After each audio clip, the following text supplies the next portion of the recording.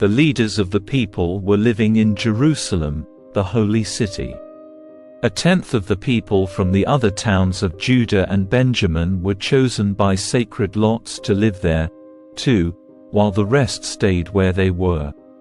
And the people commended everyone who volunteered to resettle in Jerusalem.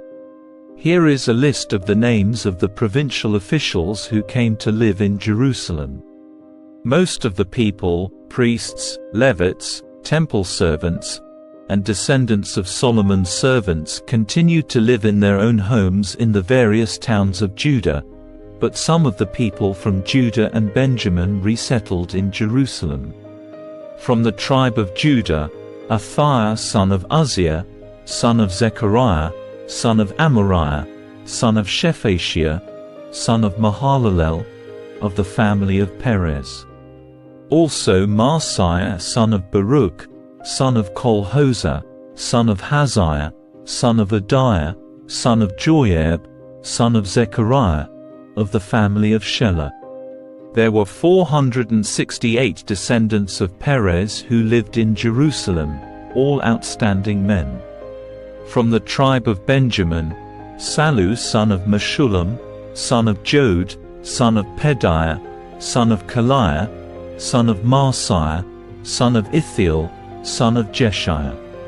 After him were Gabbai and Sallai, and a total of 928 relatives.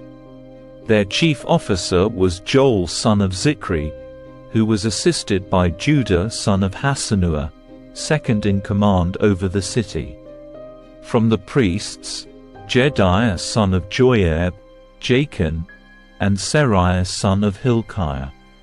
Son of Meshullam, son of Zadok, son of Meraioth, son of Ahitub, the supervisor of the temple of God. Also 822 of their associates, who worked at the temple. Also Adaiah son of Jeroham, son of Pelaliah, son of Amzi, son of Zechariah, son of Pashhur, son of Malchijah, along with 242 of his associates, who were heads of their families. Also Amashsai son of Azarel, son of Azai, son of Meshalemoth, son of Immer, and 128 of his outstanding associates. Their chief officer was Zabdiel son of Haggedolim. From the Levites, Shemaiah son of Hashub, son of Azrikam, son of Hashabiah, son of Bunni. Also Shabbathai and Jozabad, who were in charge of the work outside the temple of God. Also Mattaniah son of Micah, son of Zabdi, a descendant of Asaph, who led in thanksgiving and prayer.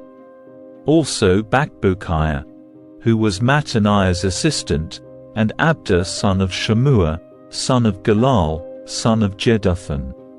In all, there were 284 Levites in the holy city. From the gatekeepers, Akkub, Talmon, and 172 of their associates, who guarded the gates. The other priests, Levites, and the rest of the Israelites lived wherever their family inheritance was located in any of the towns of Judah. The temple servants, however, whose leaders were Ziah and Gishpa, all lived on the hill of Ophel. The chief officer of the Levites in Jerusalem was 𝗦पछि son of Bani, son of Hashabiah, son of Mattaniah, son of Micah, a descendant of Asaph, whose family served as singers at God's temple. Their daily responsibilities were carried out according to the terms of a royal command.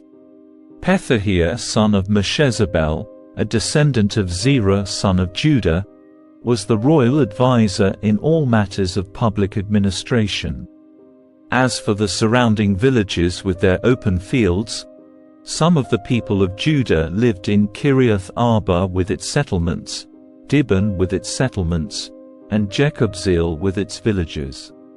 They also lived in Jeshua, Malada, Beth Pelet, Hazashul, Beersheba with its settlements, Ziklag, and Makona with its settlements. They also lived in En-Rimmon, Zorah, Jarmuth, Zanoah, and Adullam with their surrounding villages. They also lived in Lachish with its nearby fields and Azekah with its surrounding villages. So the people of Judah were living all the way from Beersheba in the south to the valley of Hinnom.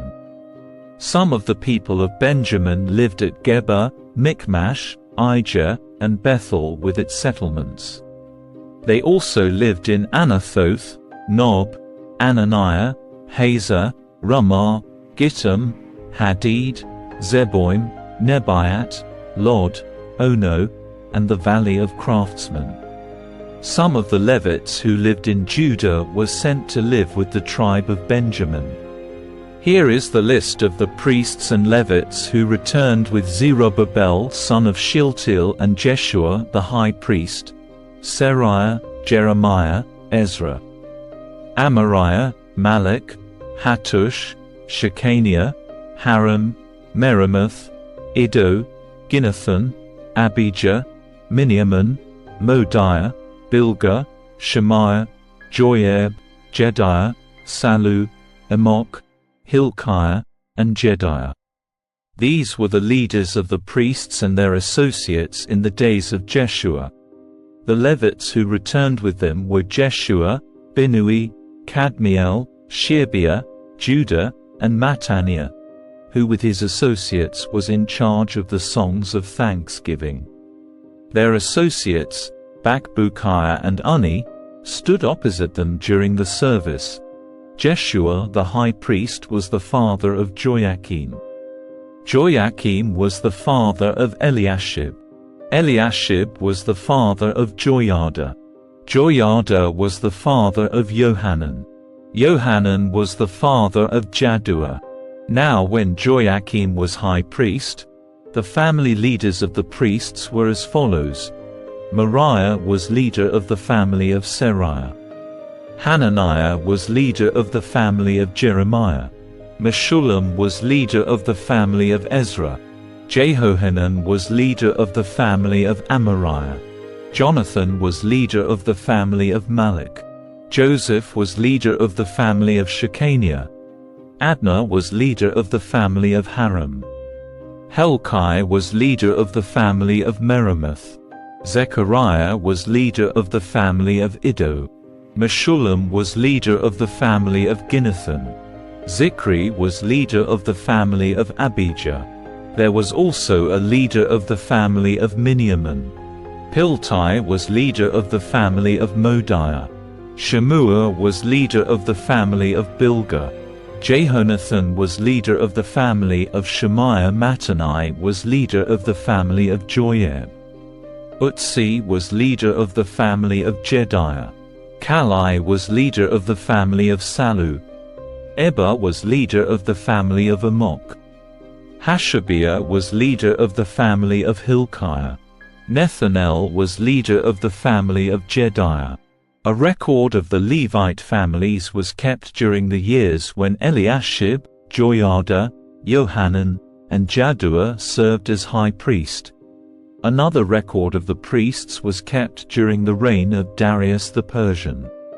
A record of the heads of the Levite families was kept in the book of history down to the days of Johanan, the grandson of Eliashib.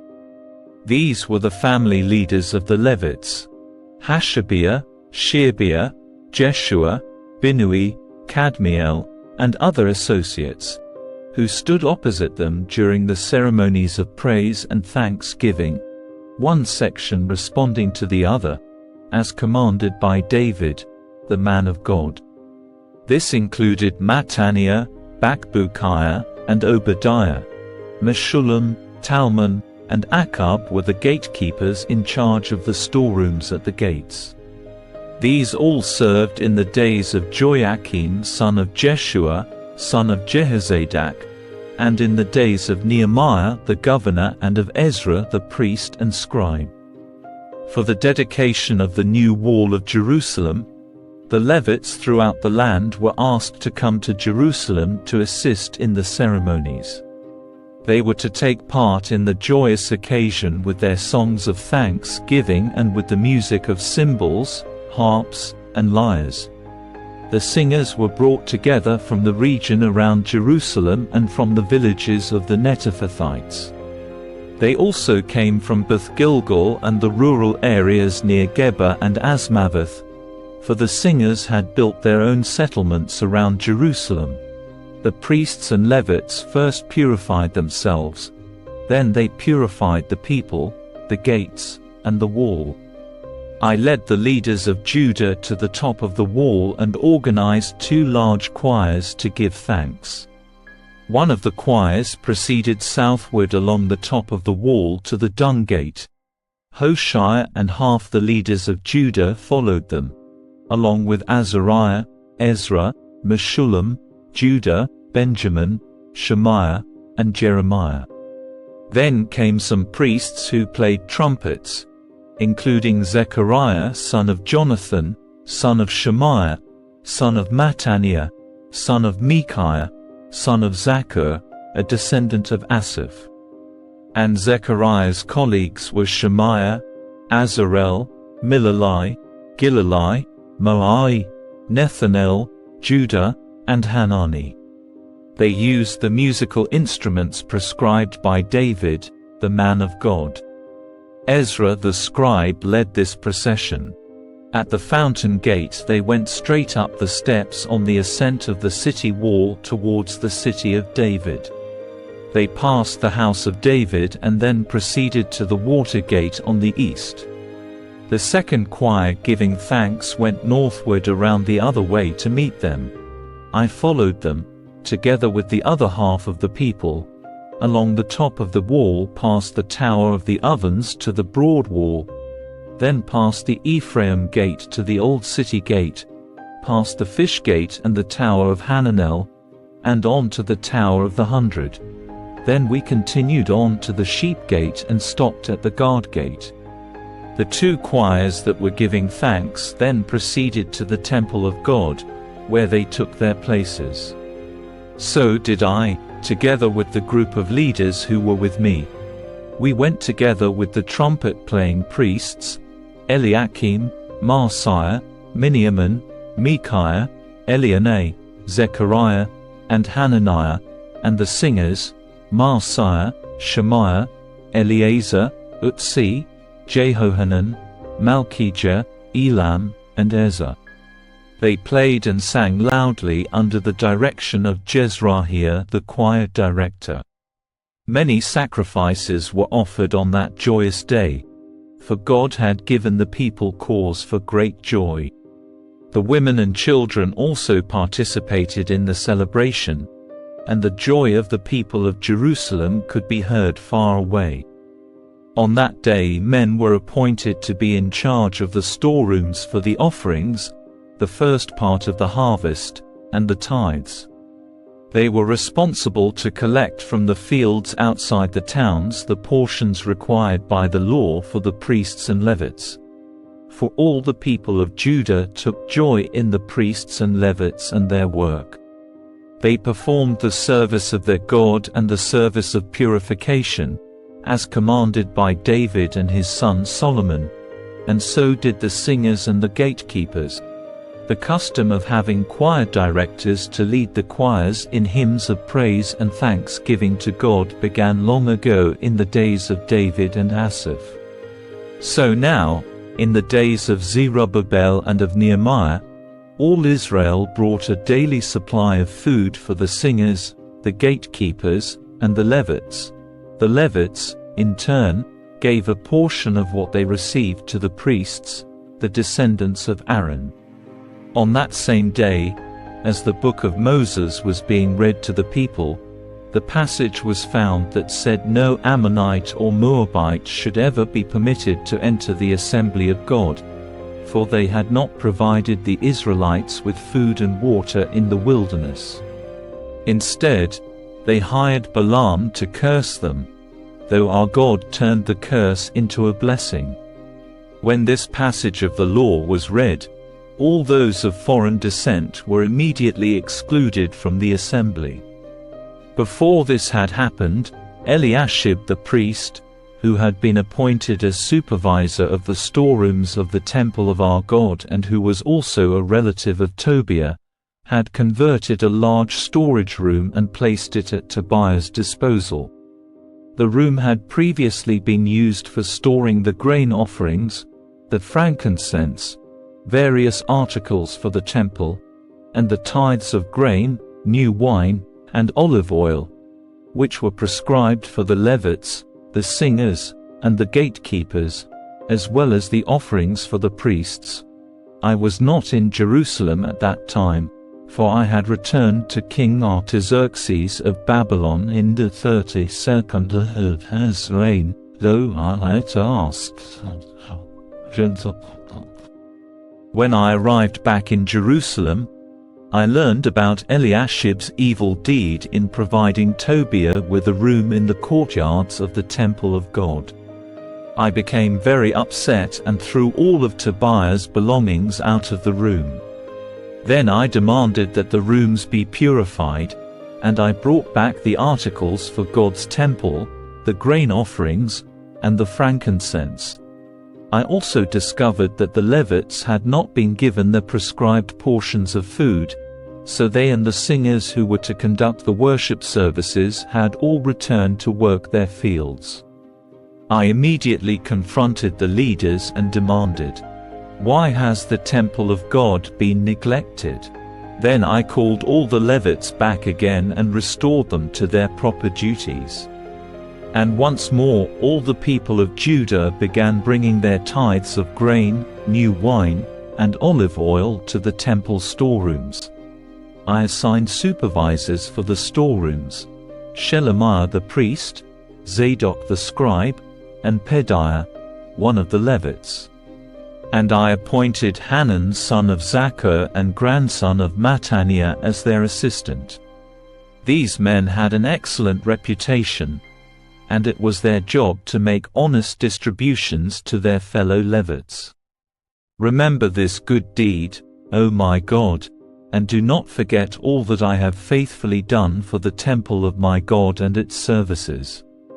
In those days I saw men of Judah treading out their winepresses on the Sabbath. They were also bringing in grain, loading it on donkeys, and bringing their wine, grapes, figs, and all sorts of produce to Jerusalem to sell on the Sabbath. So I rebuked them for selling their produce on that day. Some men from Tyre, who lived in Jerusalem, were bringing in fish and all kinds of merchandise.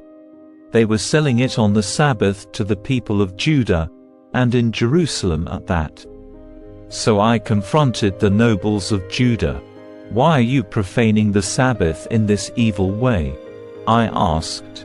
"Wasn't it just this sort of thing that your ancestors did that caused our God to bring all this trouble upon us and our city? Now you are bringing even more wrath upon Israel by permitting the Sabbath to be desecrated in this way." Then I commanded that the gates of Jerusalem should be shut as darkness fell every Friday evening, not to be opened until the Sabbath ended. I sent some of my own servants to guard the gates so that no merchandise could be brought in on the Sabbath day. The merchants and tradesmen with a variety of wares camped outside Jerusalem once or twice. But I spoke sharply to them and said, "What are you doing out here, camping around the wall? If you do this again, I will arrest you." And that was the last time they came on the Sabbath. Then I commanded the Levites to purify themselves and to guard the gates in order to preserve the holiness of the Sabbath. Remember this good deed also, O my God. Have compassion on me according to your great and unfailing love. About the same time I realized that some of the men of Judah had married women from Ashdod, Ammon, and Moab. Furthermore, half their children spoke the language of Ashdod or of some other people and could not speak the language of Judah at all. So I confronted them and called down curses on them. I beat some of them and pulled out their hair. I made them swear in the name of God that they would not let their children intermarry with the pagan people of the land. Wasn't this exactly what led King Solomon of Israel into sin? I demanded. There was no king from any nation who could compare to him. And God loved him and made him king over all Israel. But even he was led into sin by his foreign wives.